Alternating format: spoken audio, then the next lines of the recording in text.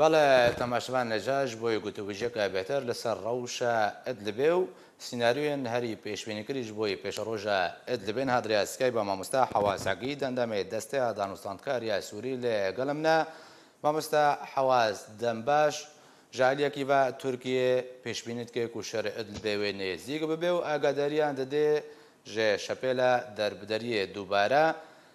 رووسیا دەهمان دەمێ دەبژێمە بەستاوێ ژنابرنا جەبهەت و نووسرایە و ئەمریکا خوا لەبێ چەندێ بێدەن کردیە گەلۆ ئەدلب واتە چێ؟ بله دم باش بێگومان ئەس دەبێژم تشتێ ئیرۆ تێ هۆلێ و سەرڕاگاندنێ تێگوتن دەرباری ئەدلبێدا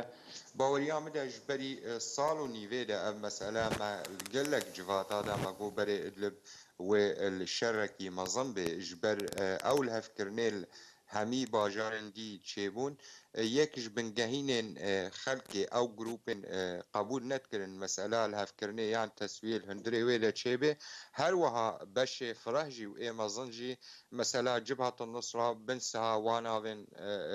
zêdeyî carekî hatî gotin Heyet Tehrîr Şam İdlibê û derdora wê kom bû. Bi rastî wextê navê Idlibê tê gotin yani mebest cê Idlib firahtir e yani Idlib'e birîfê hemaya heta astekî digihê derdora latiqiyê her wiha tu derbas bibê çiyayê Tirkman çiyayê Kurdî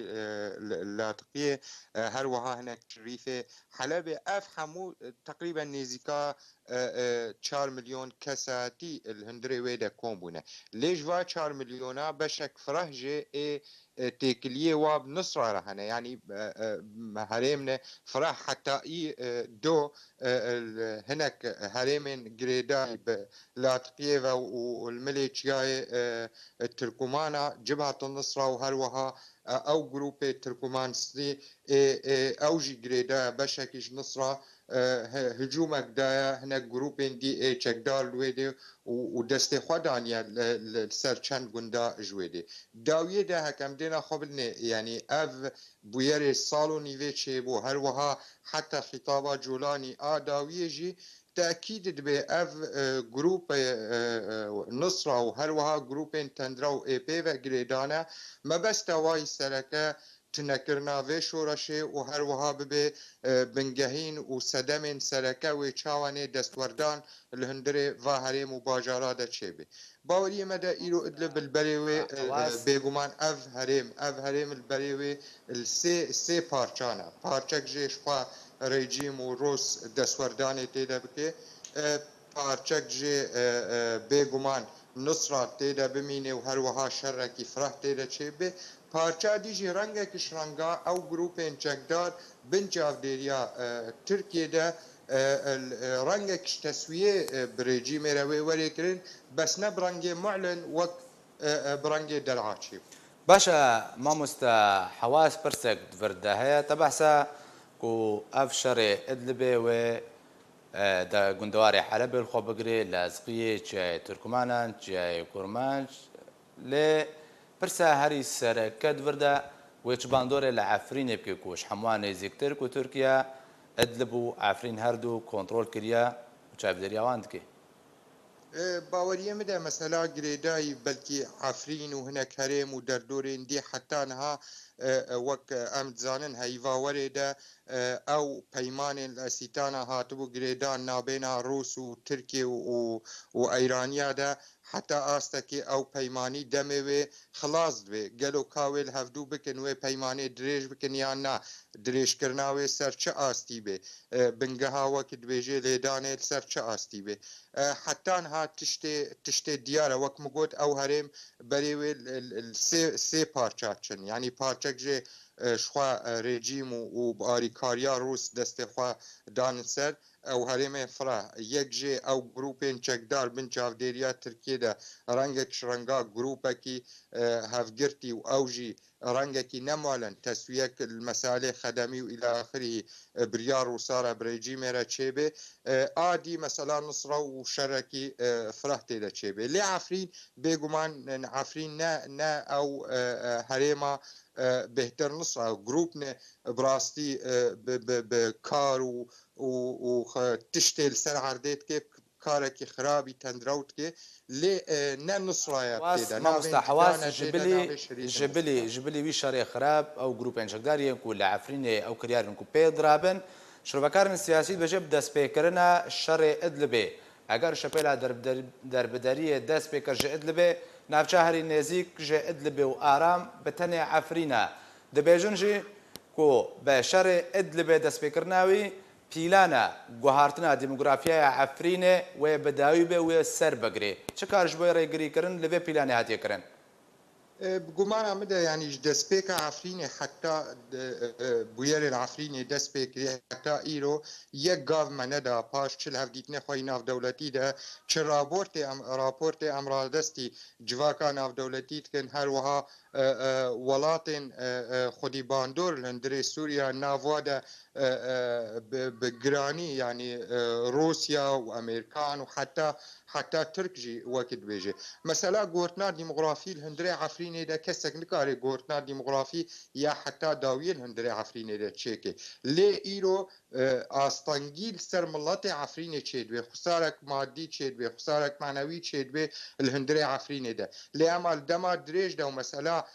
تەسویا سیاسی و هەفکردنا سیاسیدا یەکش ئارمانج و بنگەهێ سەرەکەنە وەک بەرکینها حتا راپۆرتە وەدەژی ها داخوازا رووسیا و ڤەگەرە پەنابەرە هەندرێ سووریا گەلو پەنابەر وێ چاوە ڤەگەرن هەندرێ سووریا وەختێ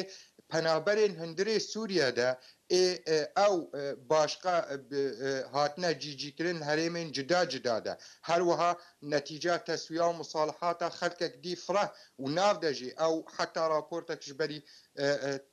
کێمی ژبەری عیدێ درۆژە ماڕادەستی جواکان ناودەوڵەتی کرد گەلو ئەوێن هەرێمێن تەسویاتە هاتنە و تحدیدەن هاتنە عفرینێ مانە نەتیجە تەسویاتە هاتن عفرینێ جیبوو مانەش بەری وێ ئەو خەلک ڤەگەرن جیێخوا و خەلکی عفرینێ وەرن ماڵەخوا و جیێخوا بگرن حتا نوکانێ ئەم بفکرم چ ڕەنگی وێ بنگەهەکی پاراستی چێ بێ خەلکێ بپارێزی خەلکێش دەرڤە وێ چ ڕەنگی ڤەگەرێ هەندرێ وێدە وێ بنگەهەک پاراستنا خەلکێرە هەبێ ینی هەنێک گاڤ هەنەش بەروێ ئەو مەسەلا گۆرتنا دیموگرافی باوەریمدا عفرین باژارە کوردستانیە دیرۆکیە کەسێک نکارێ دەستێ خوا حتا داویێ بهێلێ ناو مەسەلا عفرینێدا و کەسێک نکارێ کوردستانیە عفرینێ و کوردیتیا عفرینێ تنە بکێ لێ مخابن ئەف دەمێ چێدبن تشتێن نە براستی نه طبیعینە سەرخاتا سووری تمامی چێدبن مخابن عفرینجی بەشێکژێ ئەو مەسائل مخابن نەخۆشیاوێ باشە مامۆستا حەواس دەماک و لووتکە هەلسنکی نەبەرە بۆتین و ترامپ داهاتە دارخستن ژمارەیەک بویەر هاتنە هۆڵێ عێریشی سەر باشوورێ سووریەکردن دەرعا کەتە من دەستێ ڕژێما سووریێدا شەڕێ بێبان ها لە هۆڵەیە هەروەها رووسیا پرۆسەیەک پێشکەش کرد ئەوژی ڤەگەرە پەنابەران و وڵاتە یەکێتیە ئەوڕۆپاژی لەگەڵ رووسیاوێ هەماهەنگ بن گۆری کووتبێژێ هەروەها ئاباکردنە دەبەرەکە دژفرێنە ئازمانی و بەژایی لە ڕۆژهەڵاتێ چەمێ فەرات ئێواتە پارێزگەهێن دێرا زۆرێ و ڕەقا و ناوچەیەن کوردستانی یان ڕۆژاڤایی کوردستانی ڤەقا بوێرن کوهاتی هۆڵێ ڕۆلە ئەمبژن ئۆپۆزیسیۆنە سووریە تێدە چ بوو ویان تایبەت بە دەبەرێن کوردی ڕۆلە ئەنەکەسا وەکو نوێنەرێ کورد لەسەر ئاستێ ناودەوڵەتی چییە؟ ئەز ئاداویەک دەست پێ بکەم ینی ئەنەکەسا هوندزانن یانیش 2012دا مەدگۆ vê herêmên Kurdî herêmne tampon bin vê herêmne parastî bin vê birengekî renga ji ber dibê bingehîn ji parastina xelkê re û dibê bingehîn derbasbûna çareserkirina siyasî de ew nerîn me ji destpêkê me digot û me ji civaka navdewletî fermî dixwast heta me ne tenê Rojhilatê Furatê dixwast me dixwast heta Efrînê me dixwast ji ber di sedem jî wextê me digot di tişt hebûn yanî sedem bûn em wê meselê bêjin yek herêmek sînoriye û wek dibêjê rê digirê pêşka penaberiya xelkê de û dibê bingeh mesela xelkê wê de dest pê bikin bi avakirinê û her wiha بنگه به دربازبونا چاره سرکرنا سیاسی ددو نتوک جدال هندری ویده او نتوا بهتری وی نتوا کردیل هندری ویده جبر ام بکارن ری بگرن پیشیا نکوکین پیشروج کردی عربی یا خلقکی دیل هندری سوریا ده او هر دو سدمن براستی ای سرکب و مدام پیش وقت مداخوازاوید کرو ام بردوام براستی بداخوازاوید بگمان آمده او وقت پیک ولی دبي بنجهك هناكي برحتي بخلكيرا تشيبي مسألة شري بالا فري نميني شرك دي نميني ريل بر جروبين تندرو ورقرتن هروها مسألة دسوردانا ريجيمي و سينور جيرا وريدانين دسوردانا هيزن ناف دولتي يعني ببورا ولاتك بتنا خود دسوردانا و الهندري و هرميدا و ريل بر ورقرتن هيزك ناف دولتي و چاف دير بيلسر بتاليه و چاره سرکردنك سیاسی و بنگهك ریذابری راست گور هبونا هر بشكي سياسي الهندري و هرميدا و جي خو بكاري ريذابريا و هرميدا ببيني افهمو بيغمان باوري مدد كوي خدمتا هرم ابتوایی هر وهات كوي خدمتا مثلا چاره سرکردنا سیاسی و پرسا سوري آگشتيده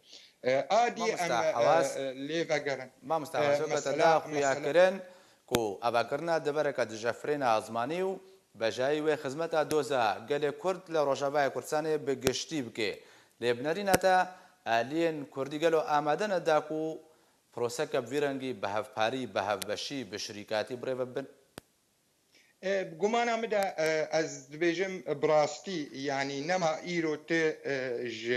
kîjan kesê cadê de bipirsê cada Kurdî de nav karê siyasî de ne nav karê siyasî de wê ji te re bêje encumana niştimanî Kurdî ciddî hertem ev peyman û mesela hevrêziyê û hevkariyê ciddî tim daye pêş ne tenê wilo heta hinek welatên dema dawiyê de jî ji me xwestine me ême me redda me bi rastî û bawerî û zelal bû bingehê avakirina baweriyê vê werê avakirin ew bûyerê hatine kirin ji destê wê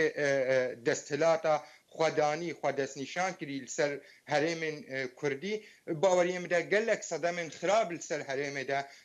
anîne û tejxeynî wilo jî tinekirina heyata siyasî li hundirê Kurdistana Sûrî de û herêmên Kurdî tevayî de anîne aliyê duê de rengekî ji renga hiştiye hinekî nekokî Kurdî Erebî werê pêş bêguman ê hiştine ew desthilat dirahêjê beşek wê mesuliyê ew grûpên dî ê çekdar û her wiha nerîna beşek dî xwe navdike opozisyon yan dûvikên rejîmê ê li hundirê wa herêma de eva mesela hemiyê tevil dê û dê pêş baweriyê me de wextê ew mesela pirsyara te sereke te kerem kirî wextê ewa cî bikiriya bi gumana me de ev mesal hemû wê rêl berbihata girtin ber ji ber tevgera siyasî al ser bingeha astê niştimanî Kurdî her astê netewî Kurdî her wiha astên niştimanî Sûrî li tê de xwedî bû mezin bû li hundirê wê de eva zehmetiya û astengiya hemû pê bawer bû û rojane giftogol ser hat kirin tikarê sînora ser jêr danê lê wextê ev cîcî bibe gumana me de ew hêza navdewletî bêguman wê hinek sînor ji wê desthilatê re jî danê wê bikarê arîkar bê cîcîkirina wê hevrêziyê مامۆستا حواس دixwazim dawîn pirs arasteyî te bikim te got ku li hevkirinek divê werê çêkirin da ku Rojavayê Kurdistanê werê birêvebirin û her aliyek wê werê xuyakirin giranbûna wî di wî beşê Kurdistanê de bi çi rengiye û her kes ku bokim bêjin helbijartinek wê bê encam dan wê xuya bike kîja alî giraniya wî di wir de heye lê eger hat û hêza leşkeriya ser bi enekeseva لەشکرên ڕۆژ دەرباسی ڕۆژاوای کوردستانê بوو gelo matirsiya şerekî navxweyî Kurdî wê durust bêrne gumana me de heta niha me وطبعا بآريكاري وبشجرتنا هريما كردستاني وطيبتي جناب سروك حتى إيرو وقت ما بريار نستان دي دربازبونا هيزا پیشمرگش بر امريل بر وي بگرن امنا الان شركنا خوي چيبن لي دما دربازبونا هيزا پیشمرگده باوريم ده امد بيجن امد جين قناغال هفكرنك سياسي هفکرنک ریوبریه وقتی هفکرنا سیاسی هون زانن پیمان ما سه بنگهی سرکت ده هبو یک جه هفکرنا سیاسی دو هفکرنا ریوبریه سه هفکرنا لشکری اف هر سه بگمان مده و بجیجی ببن بن چاودریک ناف دولتی ده و دمه ده جینا کوکیا باوری مده و نمینه وما ترسيه ما جينينا قد او مسألة شرع نافخوي ما روجا يكي حتى انها تبلي